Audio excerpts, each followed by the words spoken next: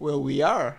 Hi guys, this is Snyder from Gosu Gamers reporting from day one on Vygame House Cup.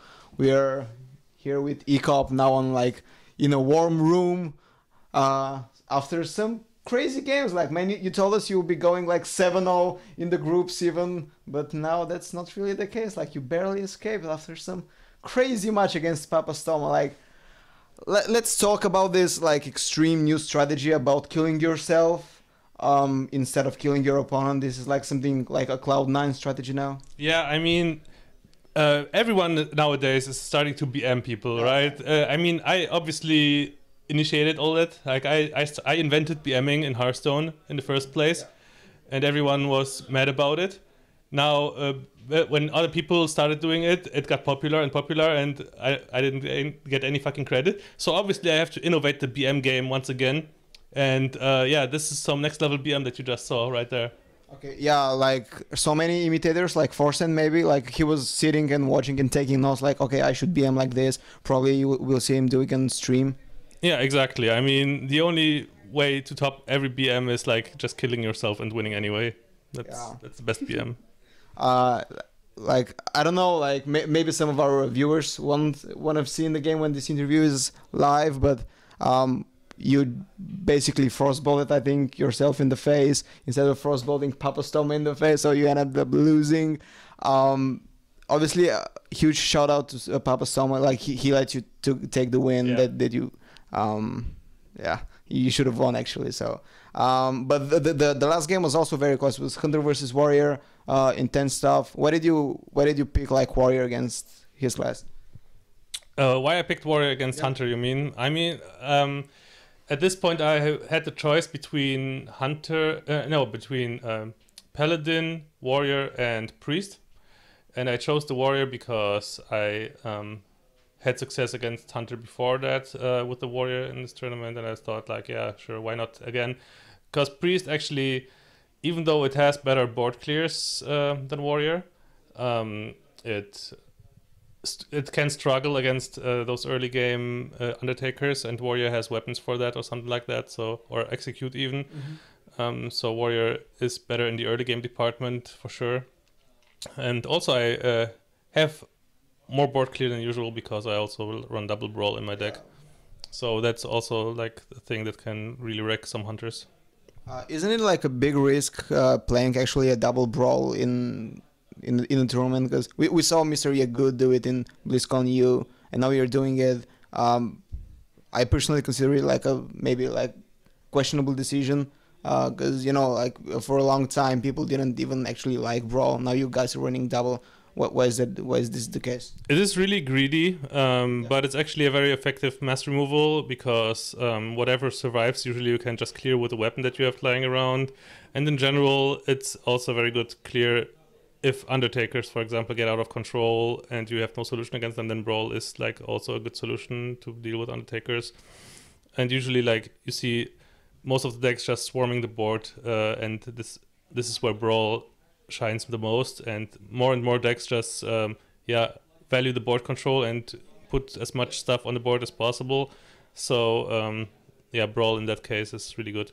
Like usually the stuff that people put on the board is resilient to mass removal, but that's like some smaller mass removal, and Brawl can can also hit big targets, so it's actually a really good mass removal.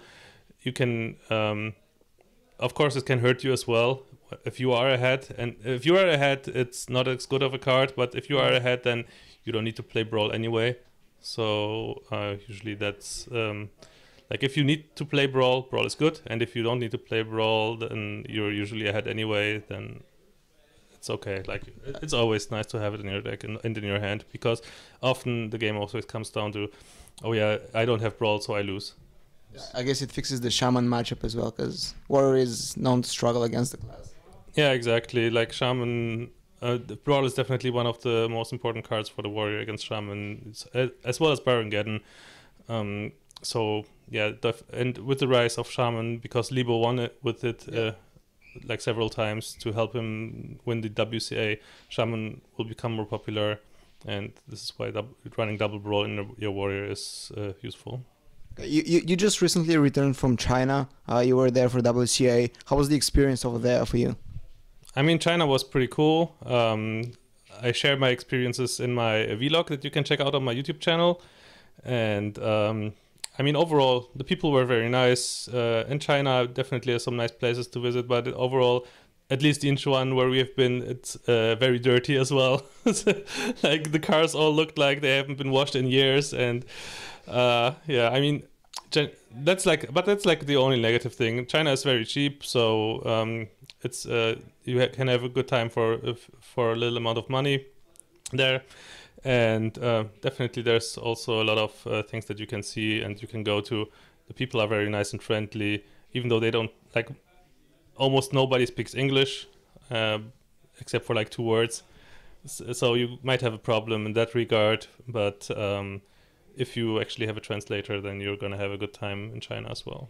Did you enjoy the tournament, the WCA overall? Because there have been like a lot of negative comments from players and community. How did you personally experience it? Oh yeah, as for the WCA in general, like the tournament, I thought it was okay. I mean, nothing struck me really negatively. I mean, obviously you can like argue, oh yeah, the rigged groups and stuff like that, but in the end, I don't think that there were that many players that did not deserve to be there.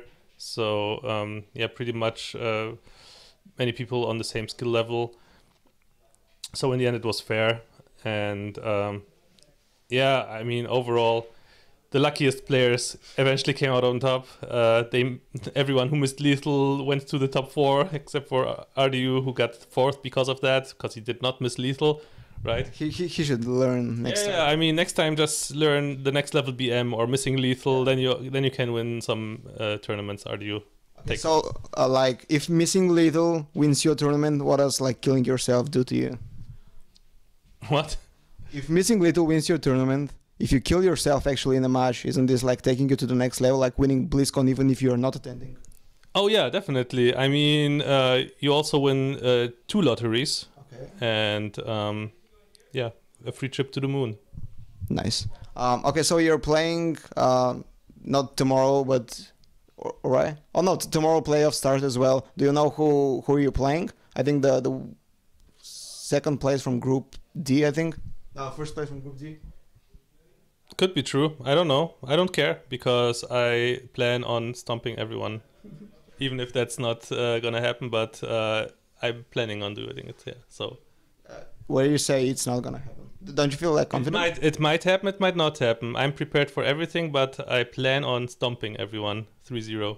Let's talk about deck building because it's a big part of this tournament particularly. Like we have 9 decks, 9 classes. Obviously, it incentivizes like creativity.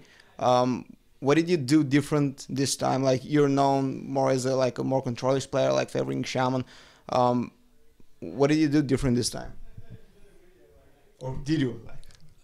Not really. I mean, I tweaked some decks here and there, but nothing groundbreaking. I mean, everything that I play, people have seen, and yeah, I mean, maybe my Rogue is a little bit different. Maybe some other decks that you haven't seen yet.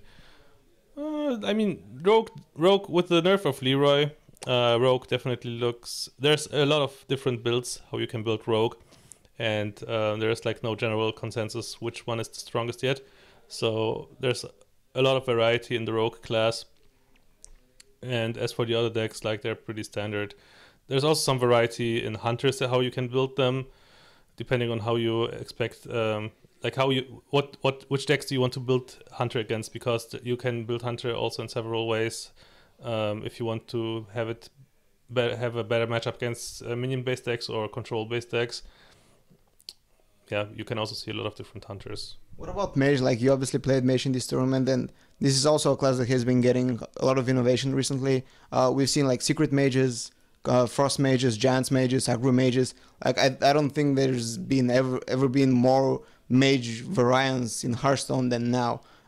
You play like a more standard Frost Mage. Where do you think the class stands right now? What's the optimal way to play it? I think every type is viable. Like the mid-range Mage, I really like. with Kirin mages and secrets, like different secrets like Mirror Entity and Counterspell, Duplicate. I really like that deck. I also like the aggressive mage, which is kind of straightforward, which is not generally the deck type that I like playing because it can get countered way too easily. But overall, it's also very powerful. And the freeze mage obviously has always been powerful since the beginning of Hearthstone. And yeah, that's also a really strong deck. So I'm pretty sure that every mage deck right now is viable. I just prefer the control mage because it has good matchups against many decks. Do you think like where does mage stand currently in the meta? Previously, like it was bottom 3 class, and all statistics showed that like it wasn't picked, it wasn't winning. Now every player basically, even like in a limited deck format, we saw in BlizzCon NA, Hyped and Tides brought Frost mages, confident probably in their abilities to win. I think actually Hyped went 6-0 with his Frost mage or something. Is it like now a top class now with up there with Warlock? I mean, you have to consider tournaments and ladder are a whole different thing. Sure, in ladder, mage has always been like bottom tier, but that's only because of the existence of hunters. No, I mean like still in tournaments, like it wasn't picked, it wasn't winning at all. Yeah, but mage always it depends on the tournament as well. Like in some tournaments you can not ban hunter or something like that, and or even if you can ban hunter, you would want to ban something else. So mage usually wasn't the best choice for tournaments, but for this one I think it's actually pretty good. And in general, like mage definitely has a lot of good matchups potentially, except for that obvious hunter matchup because of flare and stuff like that. So yeah, I don't know. Like I just think mage has always been strong and will always continue to be strong, hopefully. Okay, I think we can bring this to a wrap. So in the end, we want some callouts from you, not shoutouts, because shoutouts are boring, except maybe to Papa Stomach, who deserves it. So anybody you want to call out, from the tournament or whatever? Okay, yeah, this is gonna be good, obviously. I don't know. Yeah, okay. No, you know.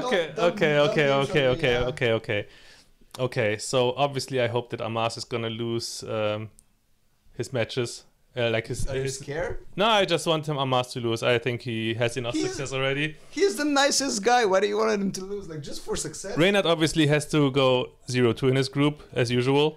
I mean, makes sense. Yeah, because Reynard obviously sucks at every tournament. Everyone knows that. What else? Like, who else could I call out? Did you know that we were talking with Reynard about who the handsomest guys are in Hearthstone, and he didn't mention you? Obviously, because I'm ugly as fuck. Okay. Okay. Anybody else? Yeah, obviously all those scrubs who managed to qualify, like they don't belong here. They're just bad. Like look at who made it out of the groups so far. Definitely not the qualified people. Like they're just bad, man. Like bring us some better challengers. This is ridiculous. Chinese players. Yeah, I guess. I mean, they beat you pretty hard. The Chinese players are only better because they're luckier. They have like those fortune cookies, those magic fortune cookies that bring them additional luck. Oh yeah, and they will win BlizzCon probably. No. No, obviously, it's gonna be Kolento versus TribeCro in the finals. You think so, really? Of course. You don't think like Asia can bring anything that can surprise at BlizzCon? I mean, we've seen those Taiwanese players. I mean, except right? Taiwan. What was that again? Handlock Mirror in the finals, and then Coin Owl into Soulfire the Owl. Yeah, pretty good players for BlizzCon. I agree. Still China and Korea. I mean, Korea is catching up. China is catching up. I mean, they have like 10,000 tournaments. I don't know, like, what is OGN, like 30K or something, 50K, whatever. Yeah, I mean, doesn't matter about the money if they don't invite European players to it. So I mean, they can brag about their success all they want, and the Gozo Gamers rankings should not actually reflect the skill of the Chinese players and Korean players like that. Because if like Chinese players and Korean players only play among each other, obviously there's like no real comparison. Well, they played and beat you at WCA. Yeah, obviously WCA was like the first try, but like the first clash of Asia versus West, but. They got lucky this time. Next time won't be. Well, next time will be different. That's for sure. Okay, man. Thank you for the callouts, most of all. Thank you for the interview, of course. This was Nader from Ghost Gamers from like the evening of day 1 of House Cup. One more thing. Shout out to Salt Boys. Blackout. In Yeah, particular. the Salt Boys know who the Salt Boys are. They know. They know.